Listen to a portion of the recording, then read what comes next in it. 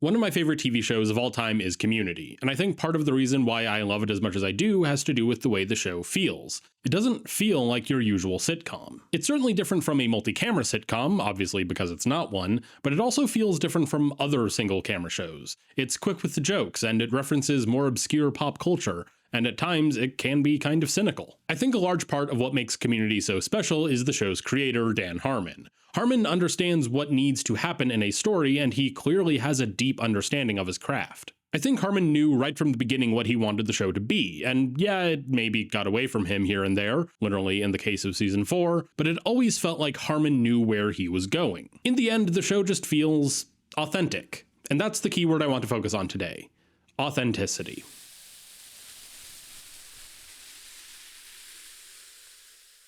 Hello and welcome to the Chemist's Codex. My name is Peter and I like to tell stories about whatever happens to catch my interest, because I believe those stories can teach us more about ourselves. I'm going to come right out and say I'm not going to take any time to explain what Community is. This video isn't about how the show was made or how the show evolved or the kind of legacy it has. I think there are plenty of other videos you can watch for those things. No, this video is about an aspect of the show that, to my knowledge, no one has talked about. I want to take the time to talk about a key theme within the show, and I already told you what that is: authenticity. But before I get into that, make sure you subscribe and hit that notification bell so you don't miss any of my future videos. And now that you've done that, let's talk about Community. Now, one could argue that the main character of Community is one Jeffrey Winger. Of course, one could also argue that the show doesn't really have a main character.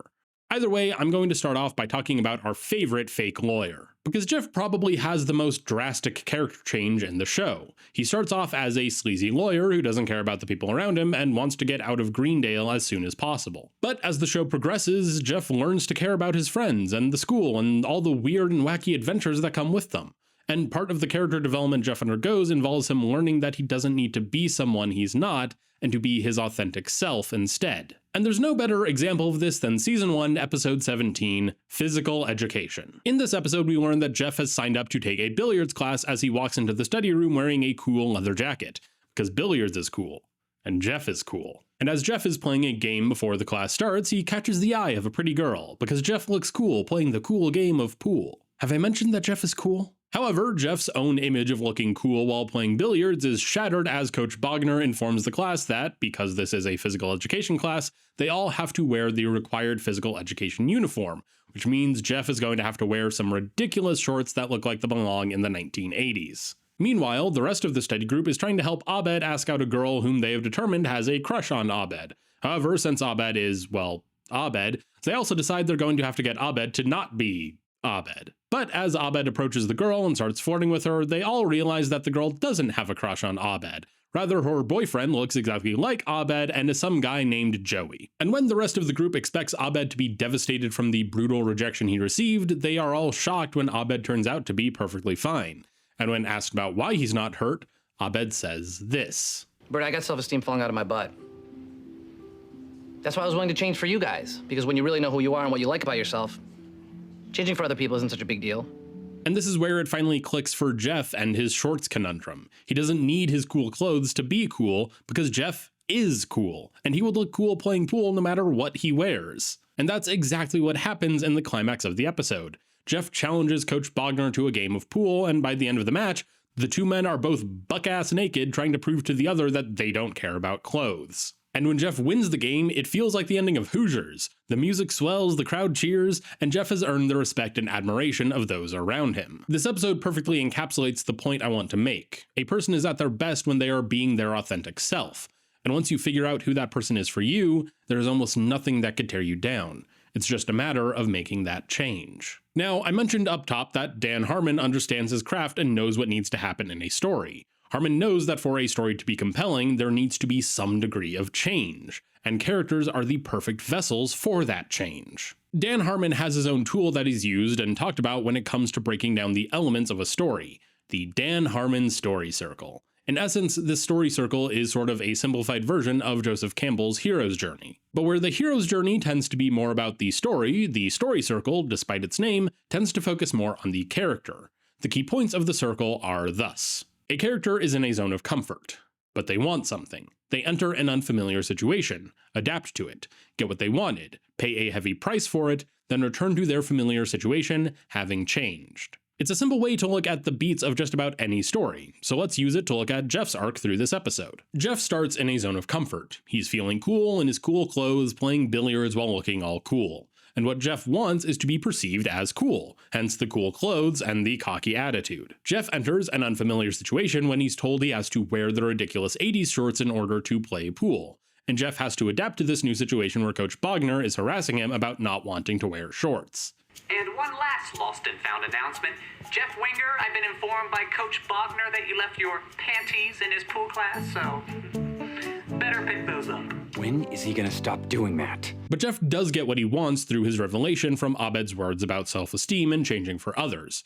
But the price Jeff has to pay for this is stripping naked in front of the crowd that is gathered to watch his game against Coach Bogner. And when Jeff wins, he returns to his familiar world. He is perceived as cool by those around him. But Jeff has also changed. He doesn't have to worry as much about looking cool because Jeff now knows that he just is cool. And over the course of the show, each of the main characters changes. They all start as inauthentic versions of themselves. They all have their own insecurities and facades that they put on because they believe that's how they're supposed to be. But by the end of the show, they're all different. They've all gone through this story circle dozens of times. They've become their authentic selves. And to further show you what I mean, it's now time to break down where the other characters are at when we meet them and where they are the last time we see them. Let's start off by taking a look at Britta Perry. When we first meet Britta, she's an opinionated political activist who has lived in New York. She'll casually drop that she knows about atrocities happening throughout the world, but she doesn't ever actually do anything about it. And by the end of the show, Britta, at least to me, seems a lot happier and self-assured.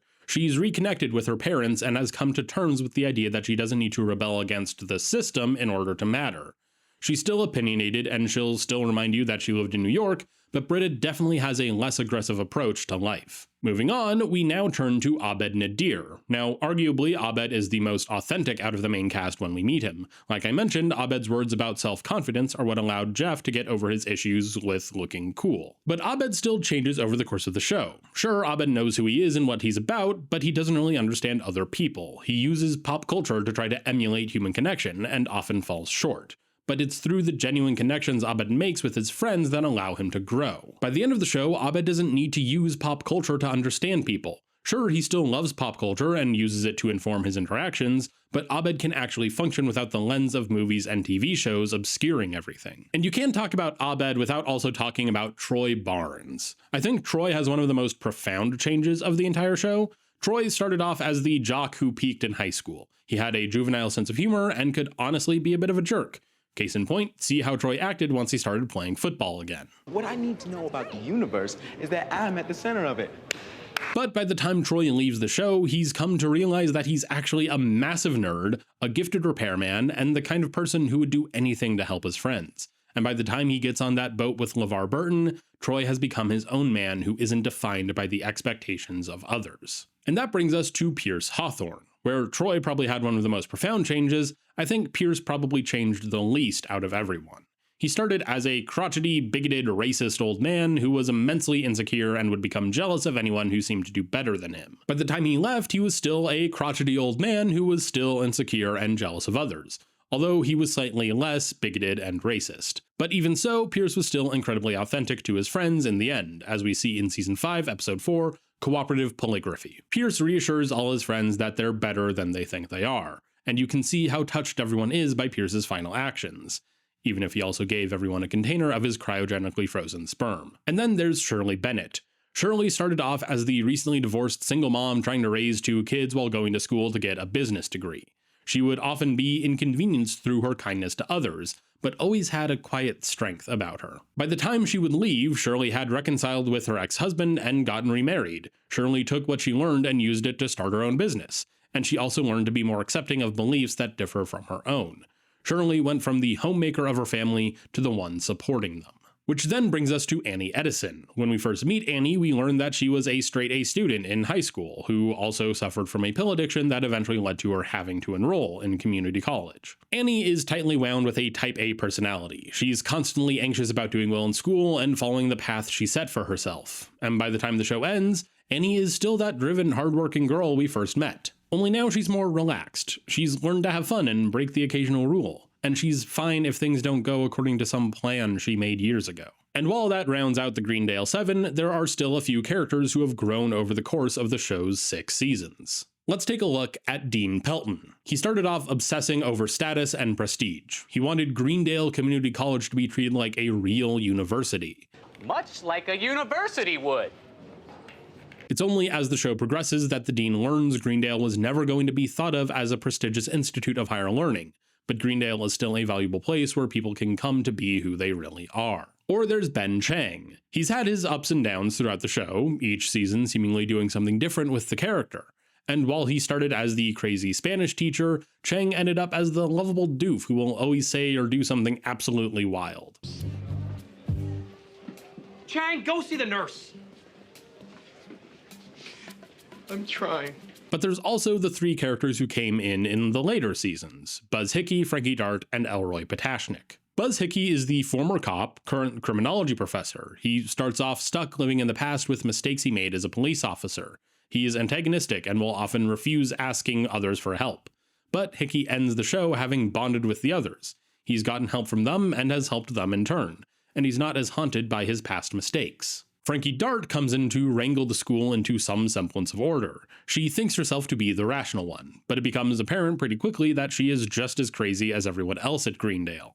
Everybody here is a fart, a living fart from the butt of a lesser god. By the end of the show, Frankie has accepted her eccentricities as well as everyone else's, and uses them to keep the school running smoothly. Or as smoothly as Greendale can run. Elroy Patashnik is a genius computer scientist who is stuck living in his heyday of the 90s, but through his connection with the others of the group, Elroy is able to move on from the past and embrace the present for all it's worth. And even the school itself changes. Greendale Community College started out as a mostly normal, occasionally ridiculous school. There were normal classes, and the students were mostly normal with a few odd ones scattered throughout. But by the end of the show, Greendale had evolved into a larger-than-life place of whimsical adventures. Paintball, pillow forts, the ass-crack bandit. Greendale became the place where people go to become their authentic selves, because Greendale became its authentic self. And I think that's one of the main takeaways from the show, the point I've been trying to emphasize with this video. Learn who your authentic self is, and figure out what you need to do to be that person. Because why waste time being someone that isn't truly you? Why worry about putting on a facade to please someone else? Be your authentic self, and don't be ashamed of who that person is. Thanks for watching. I've been a fan of Community ever since I was a teenager, and it's still one of my favorite TV shows. I rewatch it probably at least once a year. But hey, why don't you leave a comment telling me what your favorite episode of the show is? Or if you think I might have left something out of my analysis, let me know. And don't forget to subscribe and hit that notification bell so you don't miss my next video.